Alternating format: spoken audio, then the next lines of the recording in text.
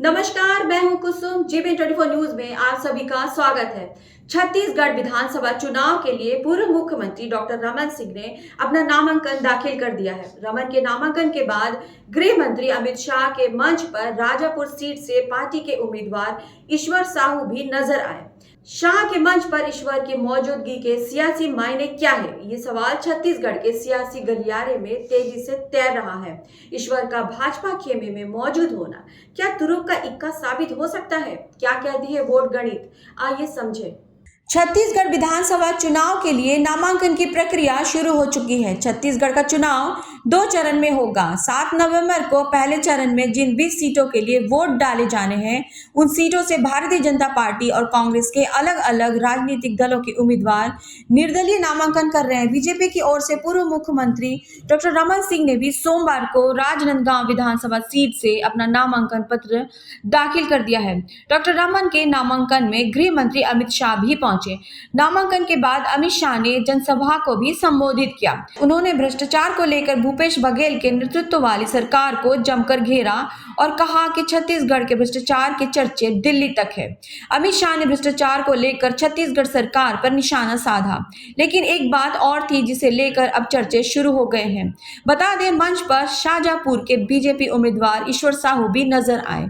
ईश्वर साहू का शाह के मंच पर होना किस बात का संकेत है? ऐसा इसलिए भी है क्योंकि ईश्वर कोई बड़ा राजनीतिक नाम नहीं है। ईश्वर साहू को शाह के मंच पर जगह देना बीजेपी की एक तीर से 3 शिकार करने की रणनीति मानी जा रही है। एक, ईश्वर जिस साहू समाज से आते हैं वो छत्तीसगढ़ की सबसे प्रभावी ओबीसी जातियों में से एक है। दूसरा, ईश्वर साहू का ना तो कोई राजनीतिक बैकग्राउंड है और ना ही वे कभी राजनीति में सक्रिय ही रहे हैं। वे जातिगत समीकरण के साथ ही जातिगत जनगणना के दांव की काट के लिए गरीब कार्ड के सांचे में भी फिट बैठते हैं। बीजेपी ने इस बार साहू समाज को साधने के साथ ही ईश्वर के सहारे गरीब और हिंदुत्व का कार्ड चला दिया है। राजनांदगांव में शाह और रमन जैसे नेताओं के साथ मंच पर ईश्वर को जगह देकर बीजेपी ने बड़ा संदेश देने की कोशिश की है। अब ये रणनीति कितनी कारगर साबित होती है, ये 3 दिसंबर को चुनाव परिणाम आने पर ही पता चलेगा। अनुमानों के मुताबिक छत्तीसगढ़ में साहू समाज की आबादी करीब 12% है।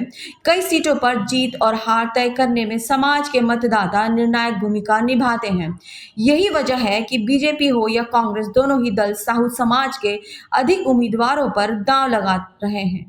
भाजपा ने इस बार साहू समाज को साधने के साथ ही ईश्वर के सहारे गरीब और हिंदुत्व का कार्ड चला दिया है।